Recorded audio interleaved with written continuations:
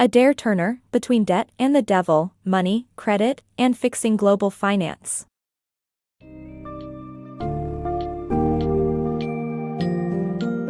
Step into the complex world of global finance and explore the key factors that contributed to the 2008 financial crisis. In Between Debt and the Devil, Money, Credit, and Fixing Global Finance by Adair Turner.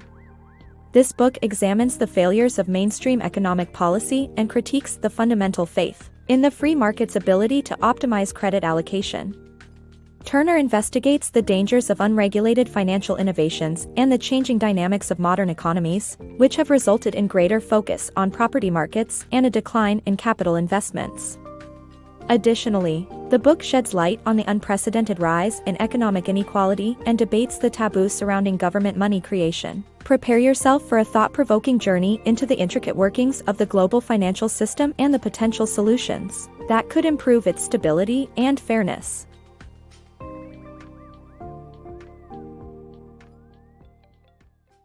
Flawed Free Market Principles. The book examines the flawed principles of the free market leading to the disastrous monetary policy during the Great Moderation. This policy failed to control inflation despite central banks fine-tuning interest rates. The belief that free market innovation and credit creation would result in stable markets and risk allocation was proven wrong when excessive debt created a property bubble. The book exposes the erroneous thinking of mainstream economists and authorities who misplaced their faith in the free market principles, leading to economic instability. Economic progress and the changing nature of rich economies. As economies become more efficient, people spend a smaller share of their income on previously necessary items, resulting in a finite appetite for spending in certain areas, such as location-specific housing. Meanwhile, advancements in technology have led to modern businesses focusing on financing mortgages and commercial property rather than business investment. These trends have contributed to the credit cycle and the economic instability of the past few decades. The cycle of debt. Microeconomics teaches us that growing economic inequality can lead to an increase in debt for middle-class families. Meanwhile, the super-rich shift their high savings rate away from the economy.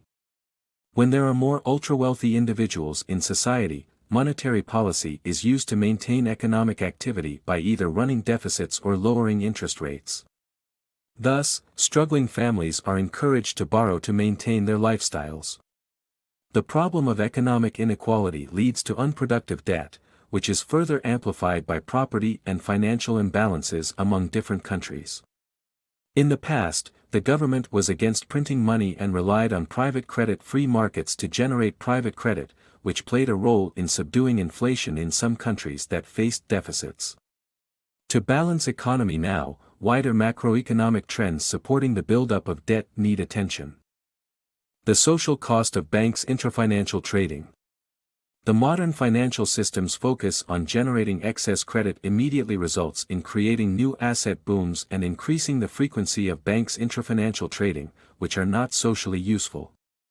Although providing liquidity, market making, and price discovery in financial markets are essential for some purposes, banks have exploited these areas beyond the threshold of benefit to the wider economy. For instance, oil futures trading has surged from 10% of physical production value in 1984 to about 10 times the actual amount of oil sales. Foreign exchange trading is now approximately 73 times the global trade in goods and services. In essence, financial transaction tax is necessary to regulate the short-term trading trend. The monetary system's rollercoaster. The book sheds light on how the 2008 crisis brought attention to the way the capitalist economies expand their money supplies. The system has relied on banks issuing new loans that theoretically create new money as the economy grows. However, banks generated too much new money during pre-crisis, made too few new loans when the credit crunch hit, and managed down existing portfolios. The book argues that procyclical credit supply drives the economic harm in booms and busts. QE became the result of monetary impotence, as the policy injected money into the economy when governments bought assets with electronic money created from thin air. The controversial shift from QE to monetary finance. Instead of traditional private bank money creation, some economists advocate for government monetary finance to stimulate the economy. This approach challenges the belief that government intervention always leads to inflation and abuses of power. Serious economists of past generations, like Milton Friedman and Irving Fisher, believed that the financial sector was too important to be left to banks. A one-time direct deposit of $1,000 into each person's bank account could stimulate demand without triggering inflation in the low-growth global environment. The society's fear of government money creation stems from the Zimbabwean-style abuse of power. However, the reduction of trading activity and liquidity in secured funding markets may not have any social value. The book challenges the status quo of traditional private bank money creation and advocates for a shift towards monetary finance. It believes that this shift from quantitative easing to governmental monetary finance is a controversial yet essential step for the free market-based economies of the present. Rethinking monetary policies. The 2008 financial crisis put the authorities in a tough spot where they had to balance the need for improved financial health of banks and increased lending to revitalize the economy. The orthodox approach of setting one objective and deploying one policy tool proved to be a failure.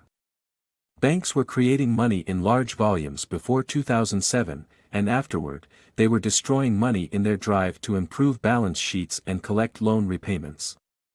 In some countries, more debt forgiveness or a helicopter drop of money would have helped, as the risk of inflation was minimal due to the number of consumers and businesses tightening their belts. Quantitative easing was a step in the right direction but was divisive as it made the rich richer.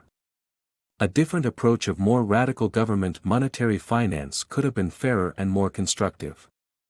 Governments could print money and essentially replace inadequate investment spending with additional consumption. The phenomenon of governments buying their own bonds is a move toward monetary finance in spirit. The book highlights that monetary policies should change as economies have fundamentally changed. Rethinking monetary policy.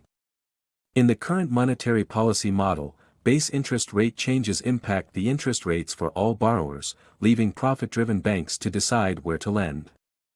However, as banks primarily lend for real estate transactions, this system is flawed, and more discretion is necessary.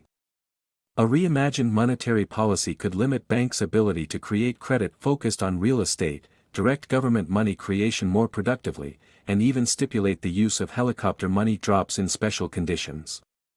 Such fresh interventions could ensure funding for green energy, sustainability, and other crucial funding areas, reducing dependence on unproductive debt that fails to revive economies.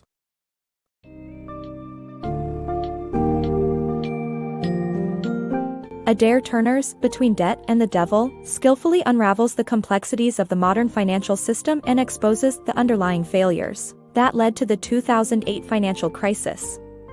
The book reveals how misplaced faith in the free market, coupled with unchecked financial innovations and policy inefficiencies, fueled the property bubble and widened economic inequality. It boldly contends the limitations of banks in an evolving economy and challenges the taboo around government money creation, proposing that a more direct and regulated approach could avert future crises. By understanding the reasons behind the chronic instability of global finance, we can collectively work towards building a more sustainable and equitable financial system for future generations.